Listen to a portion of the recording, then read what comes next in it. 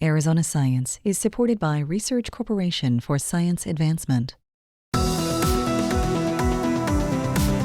For AZPM, I'm Tim Swindle, Professor Emeritus of Planetary Science at the University of Arizona, and this is Arizona Science. Joining me today is Kim Ogden, Chair of the Department of Chemical and Environmental Engineering at the University of Arizona, who is studying commercial applications of the desert shrub called guayule. Kim, what is guayule and why are people interested in it?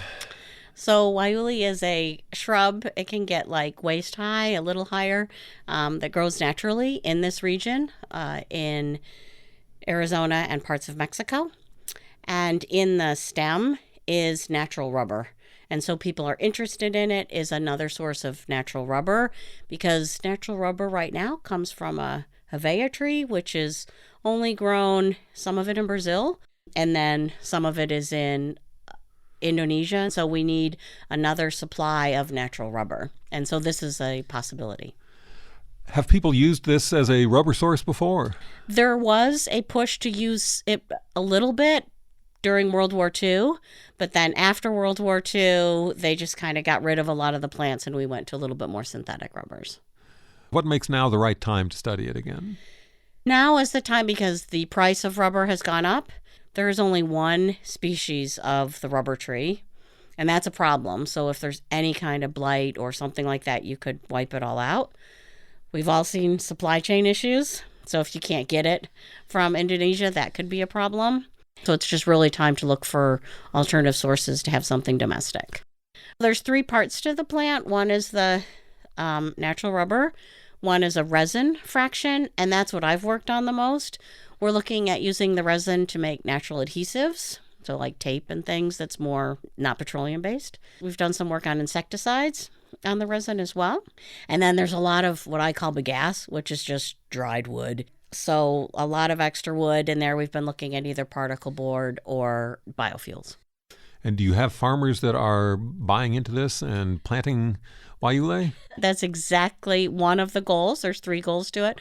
But the first one is to get growers that will actually switch. So one thing in Arizona you have to be aware of is you can't like plant new farms. You have to switch from one crop to another because of that's just our regulations. And so, yes, we are signing up people, and that is a lot of the new grant is to sign up growers. A lot of them signed a letter of intent, but now now they have to do it. How hard is it to switch over from something, cotton, say, to guayule? It's not too hard because we're helping so much. So right now, Bridgestone will go in and actually seed everything for you, so they'll actually get it started. Once it's started and it's come up, it doesn't need as much herbicide or pesticide. It grows pretty well.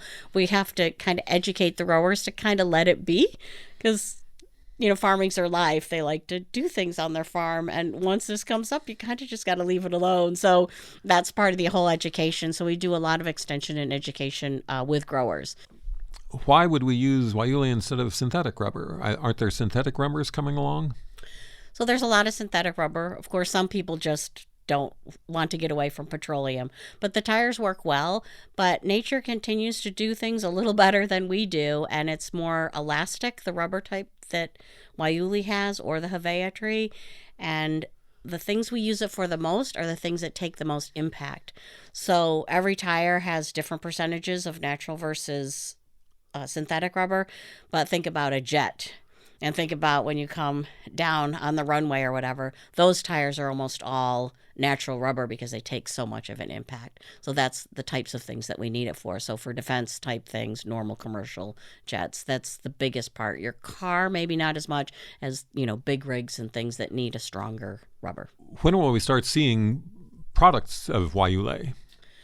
So Bridgestone is going to make a new processing plant that they will want to open in 2026 or 2027.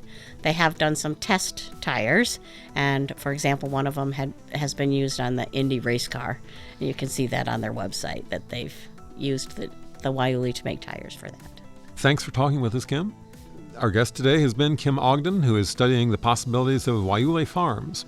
This is Tim Swindle, and you have been listening to Arizona Science. You can also listen to this and other Arizona Science segments by going to the AZPM website at azpm.org.